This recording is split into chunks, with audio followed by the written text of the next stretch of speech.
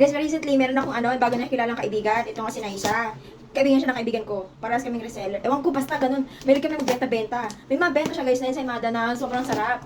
And then, yun nga. B. Ang nakakainis lang, hindi naabutan ng hapon. At ito naman, meron naman siya bagong benta ngayon. Ayan o.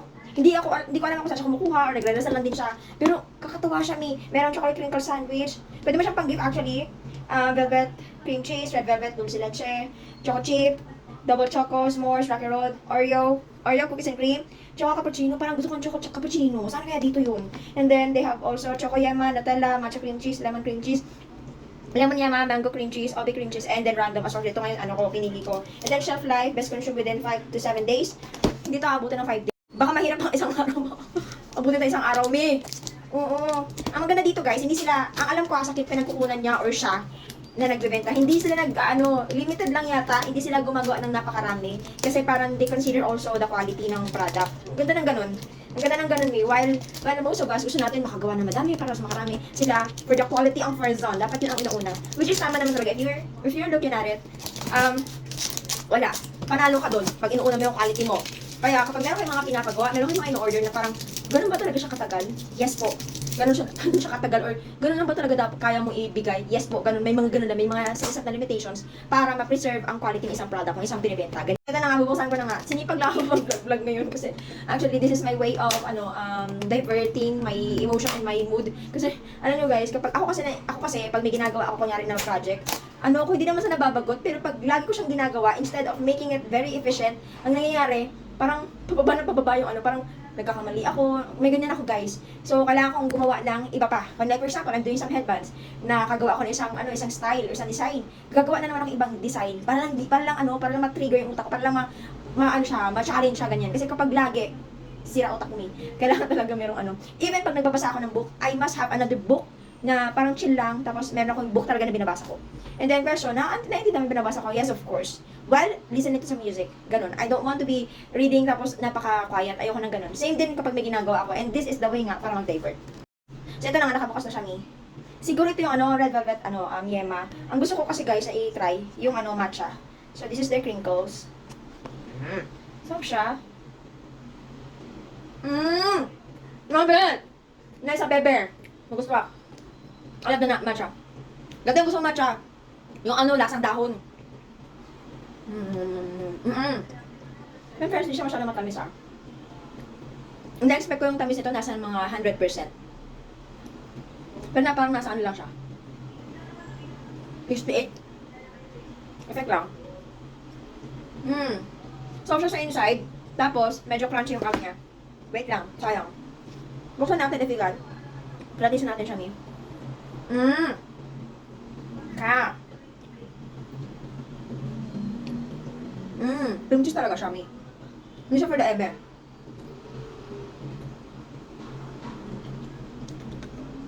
Cream cheese talaga siya. I love it.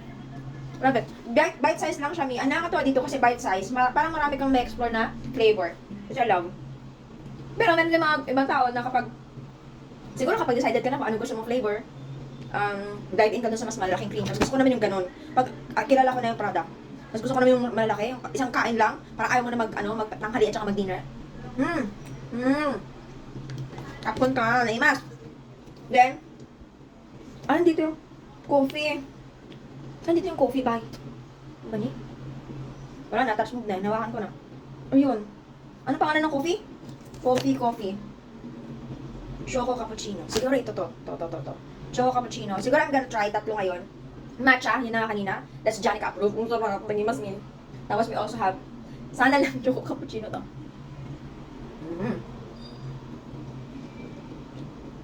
Wait, girl.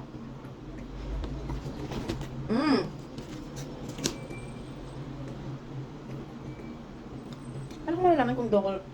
Baka naman, parang double choco. Hindi. Mahit ng choco. Mahit ng coffee. For me, hinihintay ko yung kait ng coffee. Pero siguro ito, much of a child-friendly vibe. So, bilang isang nagkakape, I will give this a 4. Pero hindi siya masama ha. Hindi ko lang siya na ay 5 na lang. Kasi meron siyang hit ng coffee, pero hindi ko siya lalasahan yung coffee. Mm, Choco ang nalalasahan ko. Baka hindi naman kasi ito coffee. Bakla. Try ko itong isa. Buksan ko lang. May coffee pa rin ko siyang nalalasang coffee. Pero di ba na, masarap pa din siya. Ikaw pa na isa, I will choose siguro this, ano ba ito isa? Sa baba. Hindi ko alam mga pangalan nila, eh. Naguguluhan ako. Chocoyema. Hindi, dem. Red velvet, cream cheese, dulce leche. Ay, parang dulce leche to. Apat na dulce leche. Choco chip. Baka naman choco chip itong kinakain ko. Siguro, sorry ha. Sorry kung nagkamali man ako. Baka choco chip naman kasi itong kinakain ko. Pero feeling ko, siguro utak ko lang. Baka choco chip nga to, kaya wala akong nalasahang wala akong nalalasahang coffee. Sa susunod, order ako ng coffee cappuccino. Akin lang. Okay. Next. Ube kayo. Ano guys? Kaya ko mag-video-video ng ganito pag dito sa bahay. Hindi ako nasabi. Pero kapag nasa labas, parang hayaan pala ako. Hindi ko alam. Ito na. Ano na, ang dami kong gusto try. Especially the lemon cream cheese. Pero hindi ko alam saan dito ang lemon cream cheese. Basta next time, order tayo ng lahat ng flavor. Ito ang ube natin. This is my favorite, pinakaunang favorite mango. Kasi nung kabataan ko, mangga ang parang unang flavor ng Magnolia. Charlotte Magnolia ha. Alala ko yun ha. Mango. Tapos nung lumabas naman na meron ng ube. Hello ube. Lahat ng kulay violet, masarap siya. Ganon. So ito na ang ube. Naamoy ko parang amoy siya. Yung amoy makapuno. Ano ba itong ilong na to?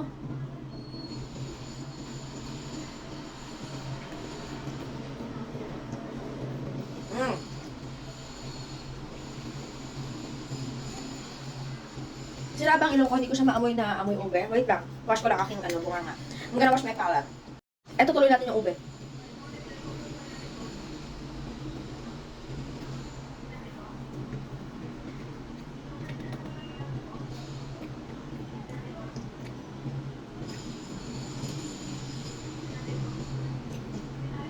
Parang feeling ko natatalo ng natatalo ng, yeah, there. I'm gonna give 3 sa ube. Pero, siguro sanay lang tayo sa ube. Pag inamoy mong ganyan, ako talaga ito agad ube me. Yung synthetic na amoy. And then, sa lasa naman, I give it a 5.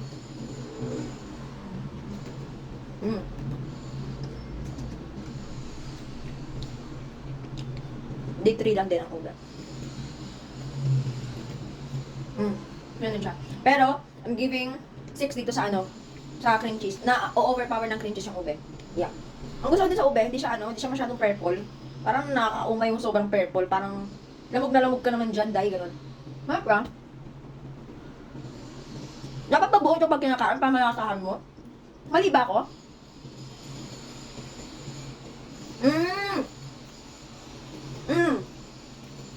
Nasahan ko na yung ube. So, 6 na siya. Tapos 8 na yung cream cheese. Ano cream cheese? Dahil medyo fail, yung dalawa. Lalo na isa kasi di ko naman alam talaga kung ano pangalan ng flavor na yon. So add tayo ng isang titikman di. I'm gonna add siguro this lemon dulce lemon. Tama ba? Lemon yema. Ito siguro wala namang ibang yelo. Or baka mango naman ito makuha ko. Hindi na. Ito na lang. Nahawaan siya ng amoy ng matcha. This is lemon dulce. Sure na ako. Ayan. Tingnan natin sa loob. A good crinkle kineso. Oh! Okay. Habang patapos ng video, dito ako mag-disclaimer na hindi ako baker. Home baker lang. Self-proclaim. Nag-aral na ng baking, pero hindi pa ako nag-assessment. And, sa ngalan ng baking, lumaki lang ako na may bakery. Lumaki lang kami. Ako, na meron kami bakery. So, medyo lang. Ay, yung palate ko sa mga ganitong pagkain. Kasi parang lumaki ako na ganito kasi. The lemon is giving. I love it. Gusto ko yung, wait lang. Hindi ko kasi alam ko ang matamis ay ang crinkle. The crinkle or the filling. Honestly, itong crinkle na to, yung outer part nila ang matamis. Because of the sugar. Yan. Pero sa loob, hindi, be. Oo. Nandun pala talagang, flavor. Baka mali talaga pagkaan ko ng ube. Pasensya naman sa ube ha, sa mga ube lover dyan. Ha? Yun lang talaga. This is giving 10 out of 10 para sa akin. At saka yung matcha kanina. Hindi nakakaloka yung hindi nakakaloka, hindi nakakabisit sa tamis yung leche niya. Kahit leche ka pa din. Charot. Masarap siya niya. Nabal. Kung tama na. Sarap na. This is my new favorite. Lemon yama.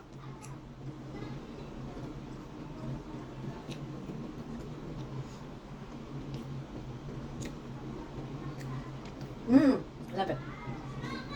Lemon yama is love. Sarap niya. So guys, ayan. Gusto nyo mag-resell ako ng ganito next year. Tapos flavor review natin sila lahat. Ayan. Yung abang next year.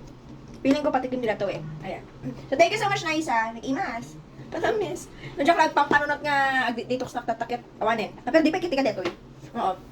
So ayan. There's another to love here in Ilocos Norte. Yung mga hindi ko lang alam pangalan nito. Ang maganda. Ang maganda. Basta, ito, alam ko may future to. Kasi gamit na ni Thick and Thin na talaga naman. Sobra. So, I guess, deserve nito ang support na nating mga Ilocano. So, yeah! Di mas, gumatan kayo guys. Bye! Thank you so much for watching this video.